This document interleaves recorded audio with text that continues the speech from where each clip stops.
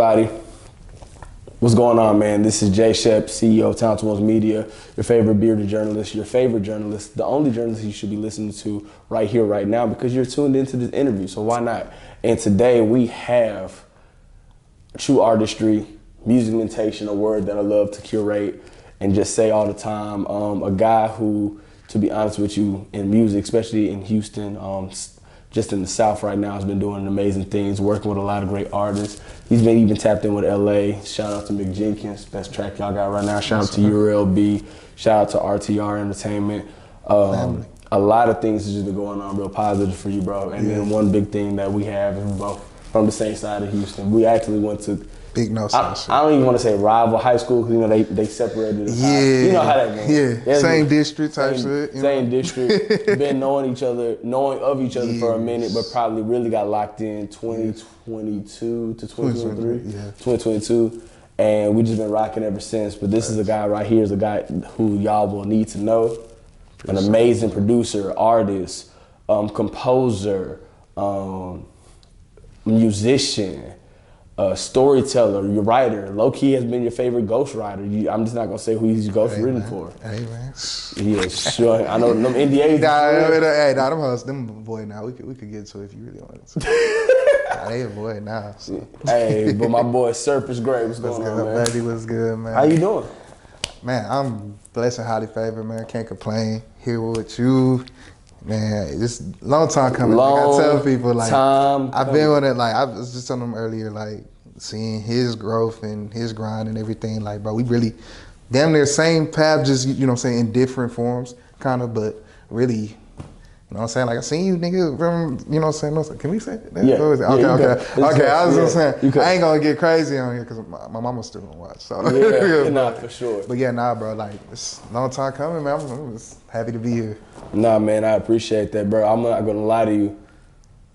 I've been in a weird interview. I don't want to say interview funk, but I've been having to be real businessman lately. And one of the things I want to do is really sit down with creatives.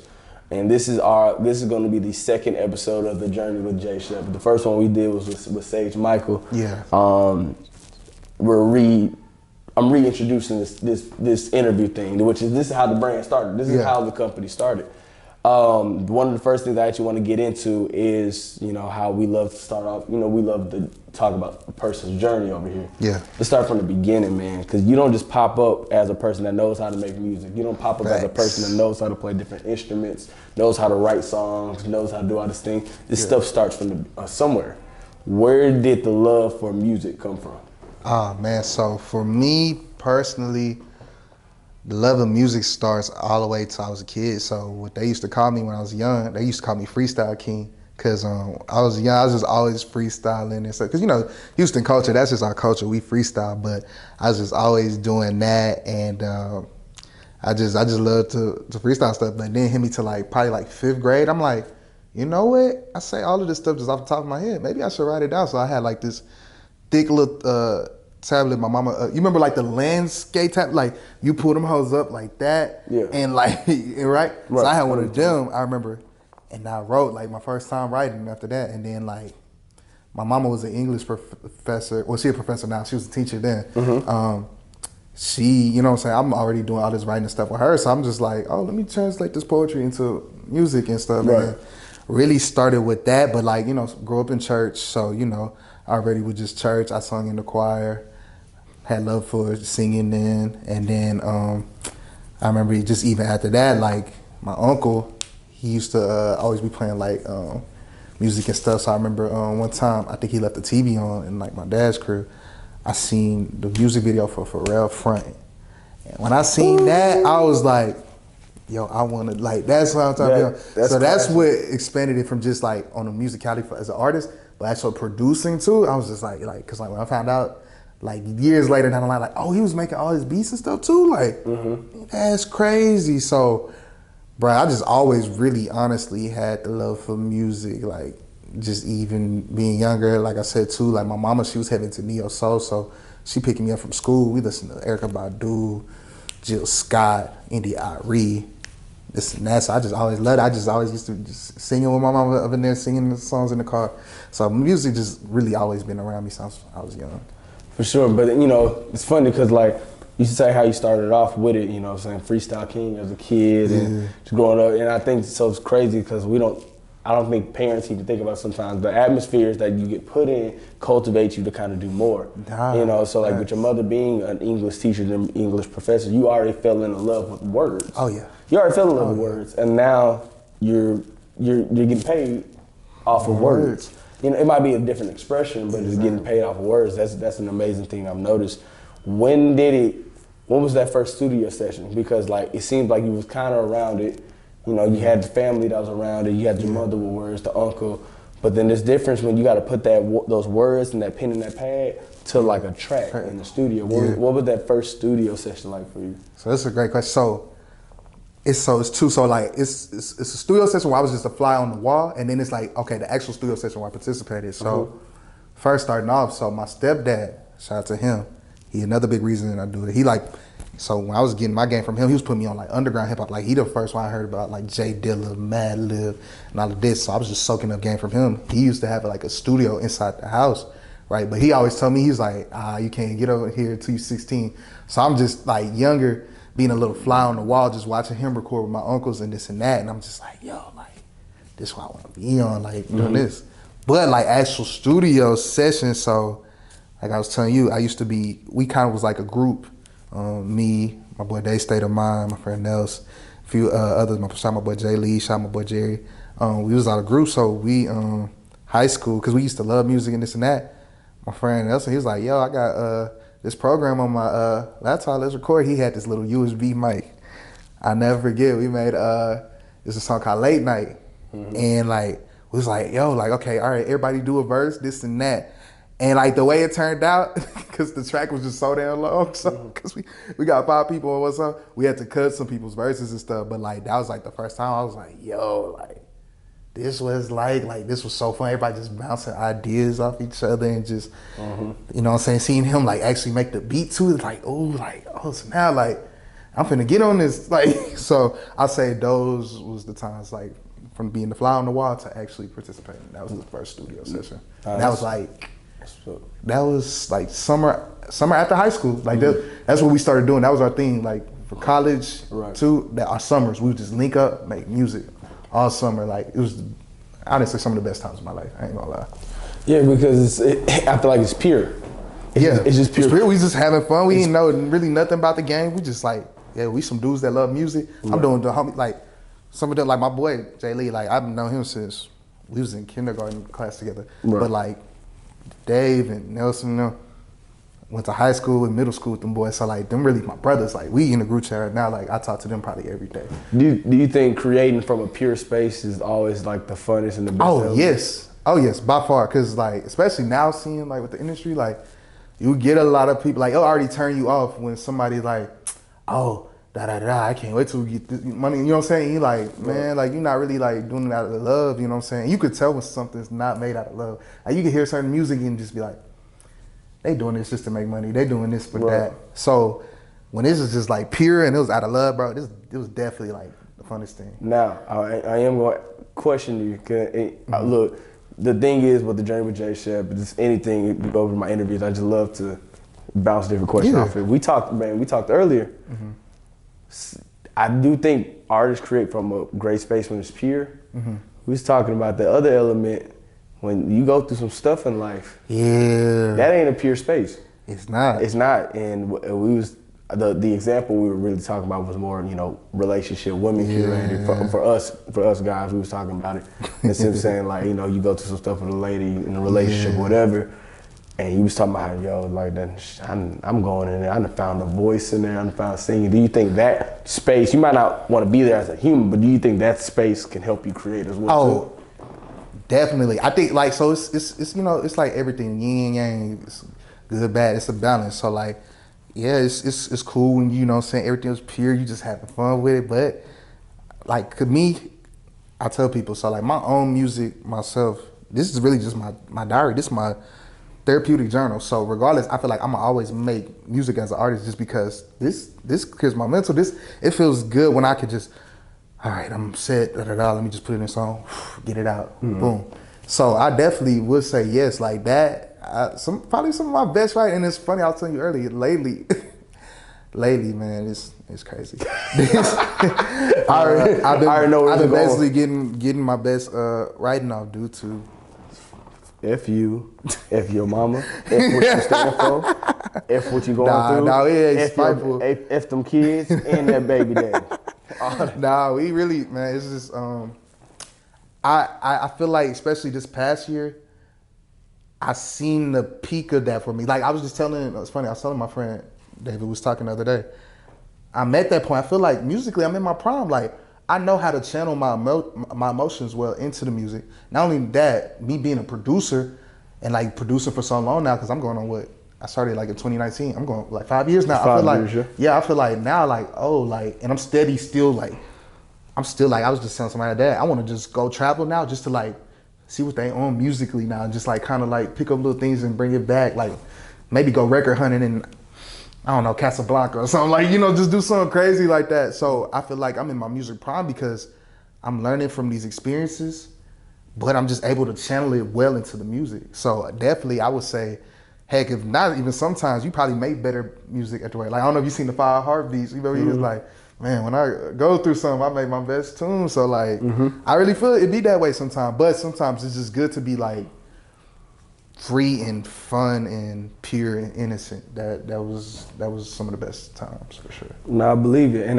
it's funny because I think even in that span of your 5 years from learning producing, you know, you start off as just straight artist, and you learn producing, then you learn instruments or like the intricacies of certain part, and then you learn just different things in this creative and art journey that you got going on, man. And then there's a point where you hit this thing called ghostwriting, which is such a taboo in hip hop, in rap. Right. But you know, I just saw something earlier that was like about how ghostwriting. It was by Sci the Prince. He's like, yo, you know, we're battling people that have machines behind them. I think it's okay sometimes to have a little bit of help backing a certain person.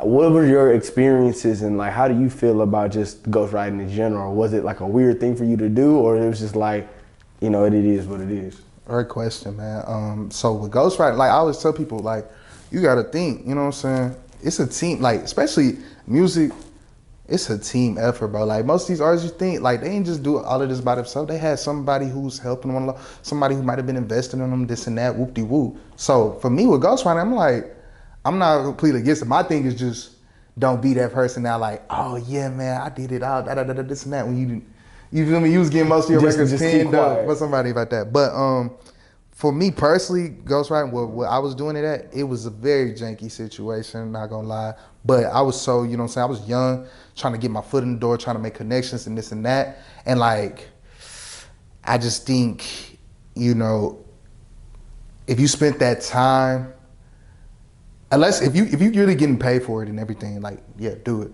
But I feel like if I put that time more on my career earlier, I would be definitely more ahead. But, you know, I needed that lesson to show, like, okay, these labels, they really, you know what I'm saying? They'll try to pinch you if they can and this and that for that. But I'm not against ghostwriting at all. Sometimes, even for me, typically, you know, I write, you know, my own verses and everything, but I love somebody like suggesting, oh, this should be a hook or this and that, or kind of bouncing off ideas, or, you know, sometimes now, because I've been like in the phase more melodically, I just love like a good melody. So somebody like, I'm like, what you say? And like, I give credit. I'm the type, hey, you contribute anyway, you know what I'm saying?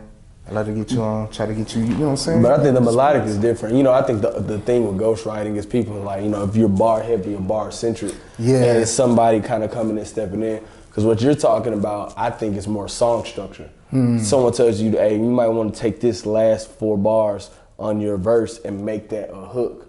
Or you might want to make this last little part of your hook, cut that off and then making this a bridge. You know what I'm saying? Those are, I would say, and this is me on the outside in, but I think I've interviewed enough artists just kind of start playing around with it. It's like, I think, that's more song structure. And, you know. So you even consider, so let's say for instance, dude humming out like crazy melody like a dun dun dun dun dun dun dun dun dun dun, like telling you, oh, you should flow like that. What would you say? So you say that's more still song structure?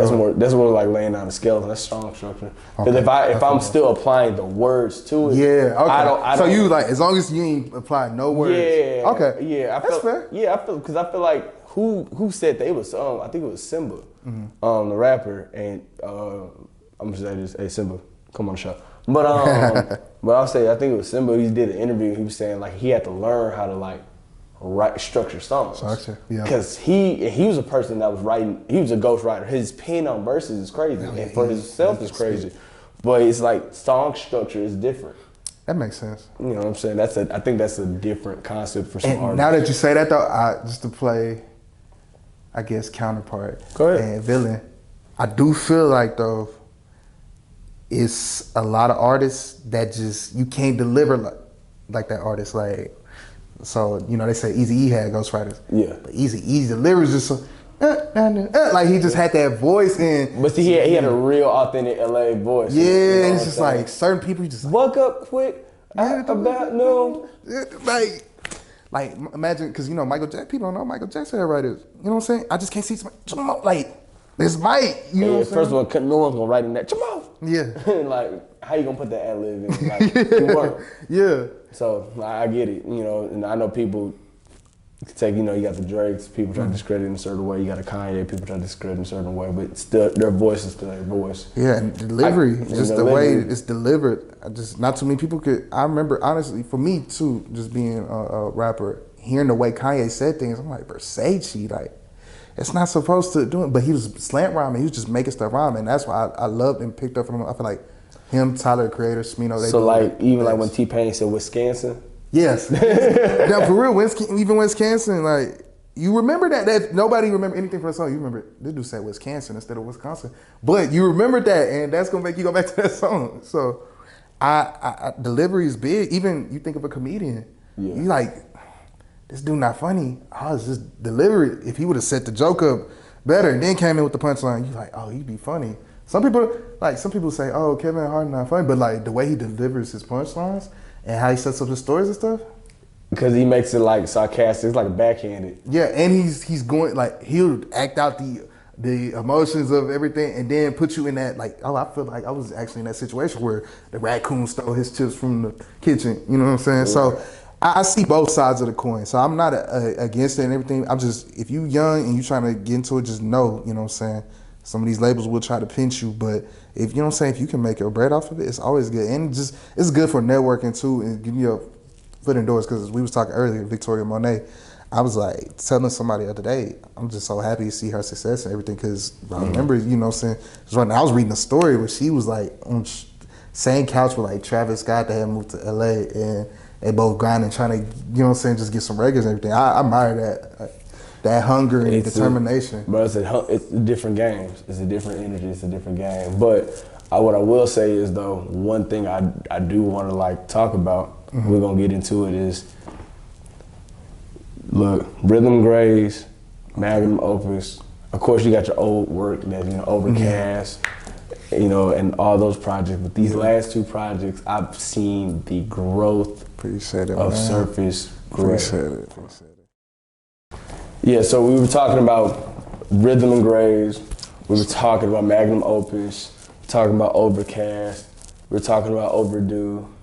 You know what I'm saying? We're talking about your projects, but I really want to know these last two projects for me. One was the compilation project, Magnum Opus, which is an amazing. I was able to be at the listening party for that. Sir. Appreciate you. Myself and Meso. You know, shout out to Meso, shout out to the TO team. And we really got a chance to really like be in a great creative space area for that party. And the one thing I told Mason, I don't think I told you this, because, you know, I don't want to say, I don't like too near by his horn up front, but I was like, this guy might be one of the best producers in Houston. Appreciate it. Because it was so diverse. It hit house, it hit hip hop, it hit rap, it hit R&B, it hit alternative. You could even say a hint of gospel in certain aspects. Yeah. And just even the concept of Magnum Opus, which is, when we broke it down, it was like, blew my brain.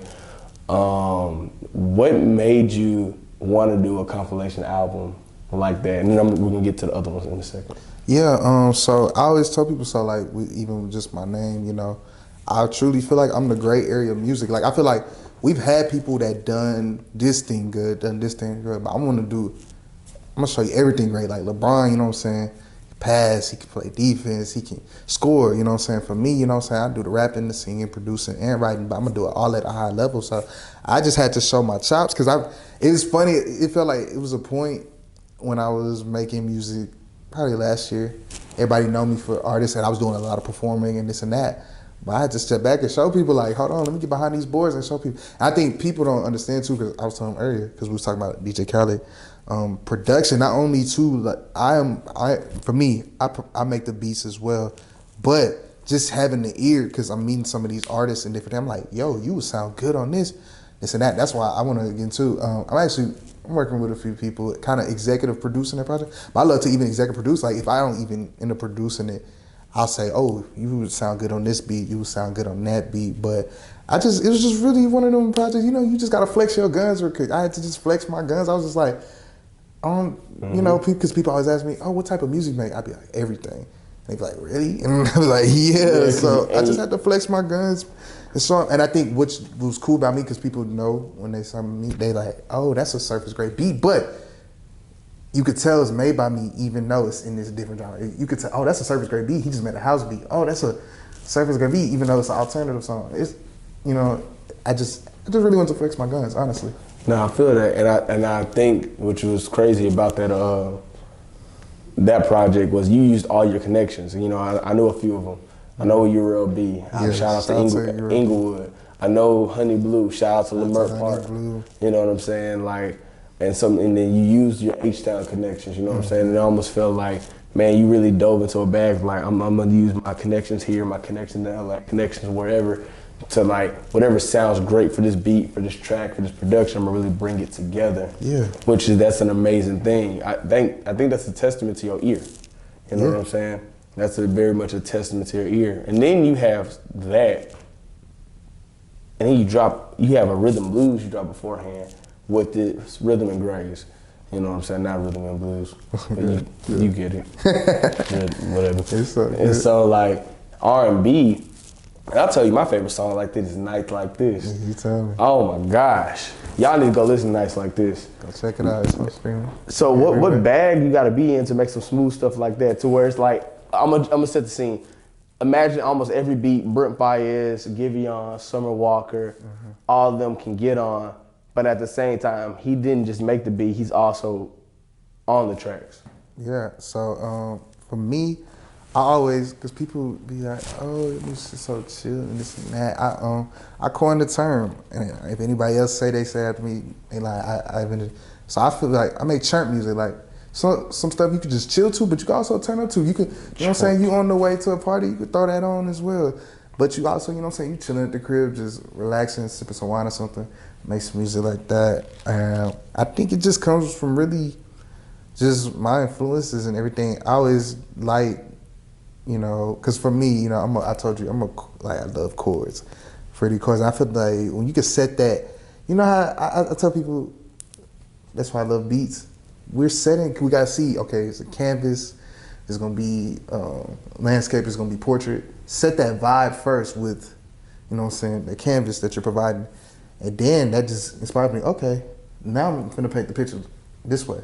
So for me, just always being a person, I just always tapped in that vibe. And I told you, you know, my mama listened to Neo Soul, that helped influence a lot. You know, probably my two favorite producers, Jay Dilla and Pharrell. So their stuff, but even, you know, like K Tronada, all these other great people. I even love Pierre and Monty Booker. I just always, you know, found niches of their thing and kind of just blended it all together and add my own little flair and touch. And I just was always, I don't know, it's crazy because even like, you know, I told you my first studio session after high school, people always say like, you so chill, this, that. Like, I remember everybody back then, they used to compare it, like, you got like Don Kennedy. Because they said like my flow and my voice and that stuff. And it's funny because like for 1 second, Don Kennedy was like my favorite artist at a point in time. And it just, you know, really, it's my influences. I honestly have to chalk it to my influences.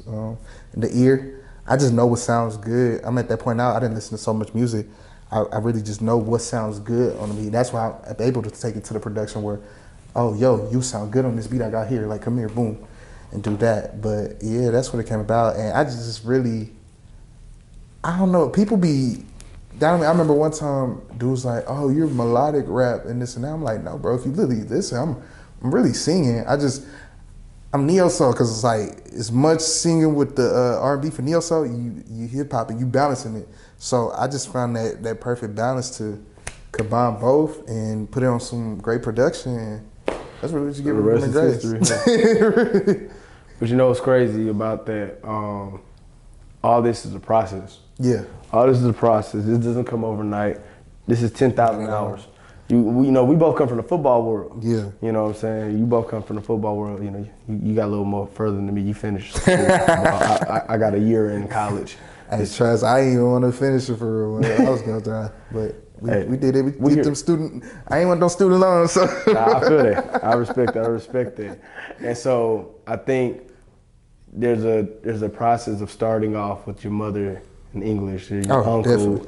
And your stepdad with the studio sessions to ghostwriting, to start your career off, and to going into your own artistry path, and now to have songs with a Mick Jenkins, to have songs with like people like Urel B, Honey Blue. Those are people that are from LA. To have your music now, your streams are getting close to 100,000. Like I've been seeing it constant growth, and this is all independent. Yeah, all indie. This is all funded by myself. This is all indie, and you're doing well. Appreciate it. You're figuring it out. Appreciate it. You know, it's called a journey. Yeah. But you know, we all have destinations that we're trying to get to. So you know, I gotta ask you all the time. The coin motto of this company, TO, is, you know, which one's more important to you? Is it the journey that you've been on so far? Is it the destination that you're trying to get to? Man, it's crazy, bro. I've been waiting for you to answer this question. Shout out to Shep for real. Y'all gonna hear, you know, I'm working on various projects, but my album I'm working on for 2025, I shot this man in this song. I say, shout out SHEP, Destination of Journey. You know what I'm saying? For me, man, It's real. It's so tough because you really can make great argument points for both. But I think right now, the way I'm feeling right now, and this might change because I'm just a person, you know, I always tell people, that's another thing I should have said too for how music I make.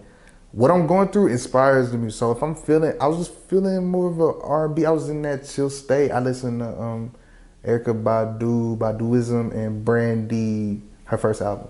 Those were like the two projects that helped inspire Rhythm Grace heavy. I was just loving that. I was just like, yo, if I can implement that as a male and do that, what they was doing, would be fire. But back to your question, I think right now, I gotta go. Oh man, Come on. Cause remember we was talking earlier off camera, and it's like, and I wanna go against it and say destination, but really thinking about it now, it's gotta be the journey, cause I made some, you know what I'm saying, all these connections and different things, and I don't really sit back and think, cause I'm so headstrong on where I want to go, but really, you know what I'm saying, I've impacted all these people's lives. I had to like talk with God. Like, I remember one time, like, bro, even if the song is just reaching one person, you know what I'm saying, you don't know what you're touching. Like, I remember it was this kid I met at Guitar Center one day. He was on the drums and stuff. I was like, oh, you play the drums, bro? Like, da-da-da-da. Just bigging up in him and this and that. And then he ended up following my page, and he hit me one time because I gave him my number just on some stuff, you know what I'm saying, because we was talking music and this and that. He's like, yo, bro, like, you might like my favorite artist and this and that. I'm just like, what, for real? Like, I don't even be thinking of it because I'm just so I'm trying to go big and this and that. So, yeah, bro, really, even if you touch one person, it's got to be the journey because you impacted so many people along the way. And the person in me really want to say destination, but I had to just sit and think about it just now. Like it's really the journey. These is lifelong connections. Like the fact that I met a Honey Blue, URLV, you know, just off of the internship and turning that to records. That music gonna live forever.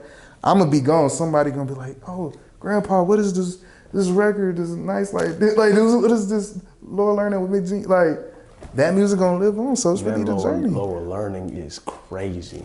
Yeah, shout out Mick. And I'm gonna flex this because I'm like, a lot of y'all get the Mick rap verse. I got the Mick hook. So I'm just happy about that because like, bro, people be forgetting that man can sing too. So I'm just happy about that because like, this is a person who's been listening to him since high school. Like I'm talking the Waters, god dang, bro, all his mixtapes or More Anxious, like that's crazy to me. So yeah, I gotta go to the journey, even though in my head it's like destination. It's like, it's the journey. We impacting lives, bro. It's bigger than us. I think it's true. I think that's 100% true. You know, of course, your answer is your answer. You know, if I had to put a 2 cent in there, I'd be like, I think sometimes that we're so destination driven. Exactly. And like, we don't take the time to look at the step back and be like, yo, oh, but this it really affected somebody, or someone really is paying attention to this, or somebody really takes this model. I get thrown off when people take my. I don't even want to say like, I don't want to say I coined this because there's people before me talking about this ideology. Yeah. And I don't know what made me ask this question, but like, even the fact that you said I've been waiting on you to ask this question, man, that's a blessing within itself, man. So like, you don't take any of that. You don't take any of this for granted, man. Especially both of us, same side of Houston, came up from. Same district, bro. Same district. Right there. Right there. It was Sorrel. You right there, bro. Facts. And really just realizing that, you know, we're both making an impact, but we're really talking about you. You're making an impact in this music.